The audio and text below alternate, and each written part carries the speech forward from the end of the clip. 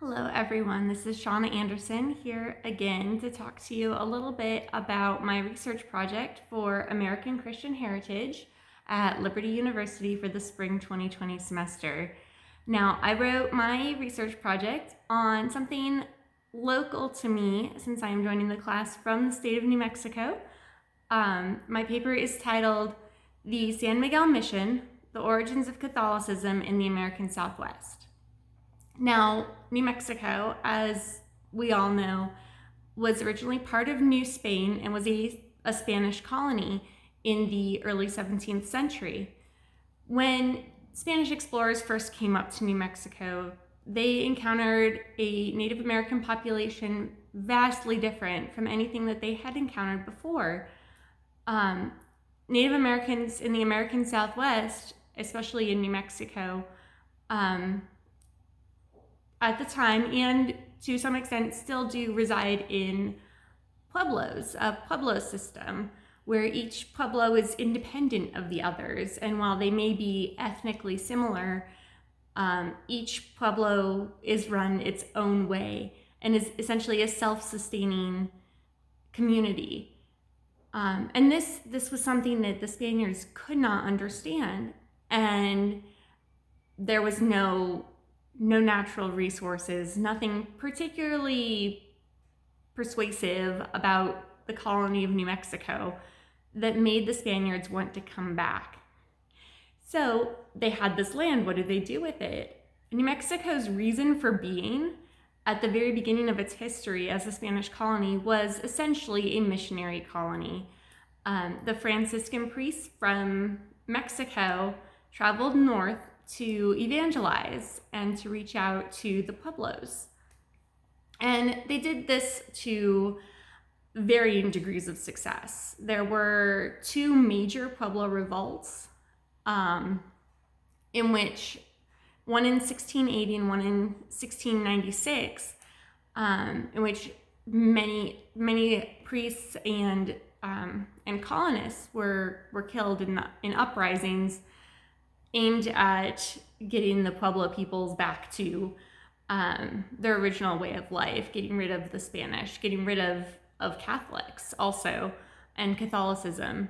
In both of those revolts, Pueblo churches were burned, priests were executed, colonists were barricaded inside the churches and burned with them, and yet they kept coming back.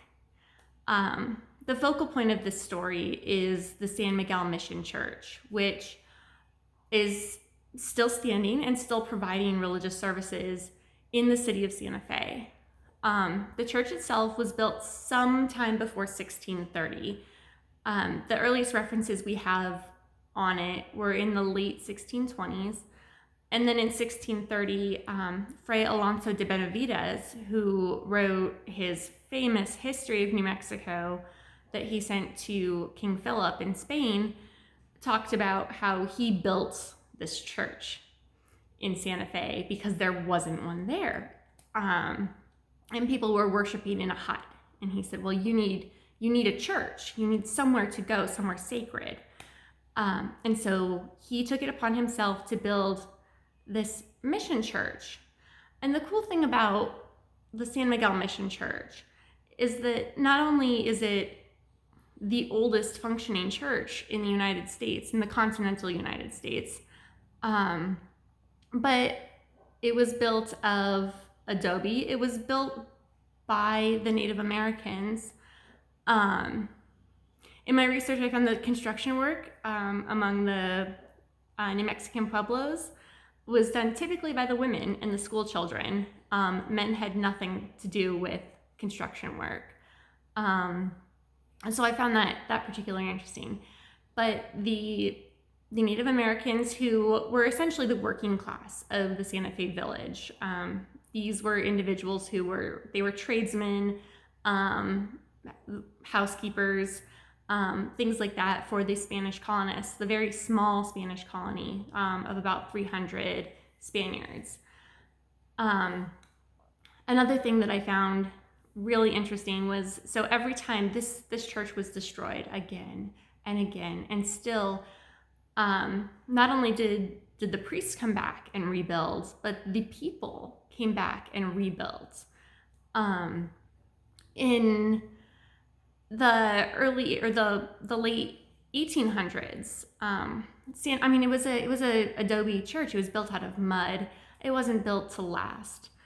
And the Christian brothers who had started a school next door and had bought the San Miguel Mission Church as their school's chapel, simply didn't have the money to repair it.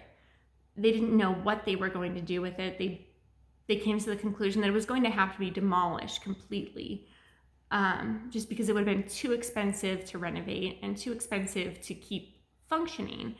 And the city of Santa Fe at the time came together. They raised the money.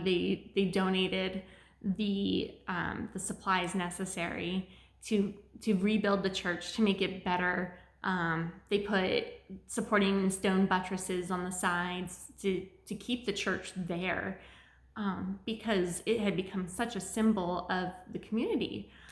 And so this is all throughout the 17th century, the 18th century, the 19th century, and then we get to here, the 20th century, and I actually had the opportunity to go visit this San Miguel church a few years ago.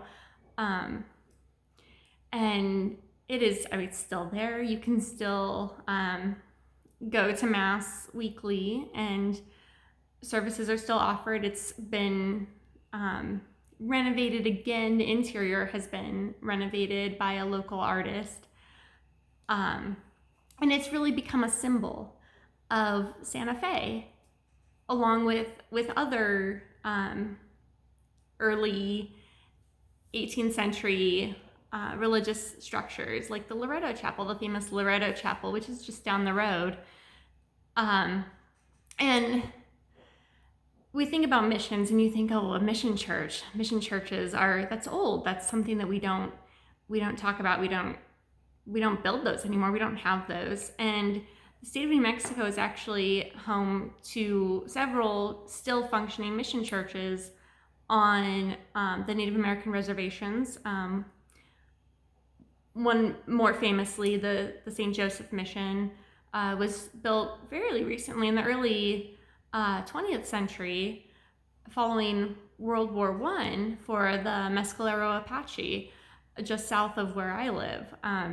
So it's still a flourishing culture and a functioning culture in the state of New Mexico, and it all traces its roots back to that first mission church, the San Miguel Mission in Santa Fe. So I hope you enjoyed my brief presentation, and I look forward to hearing about all of yours. Thank you, and have a great day.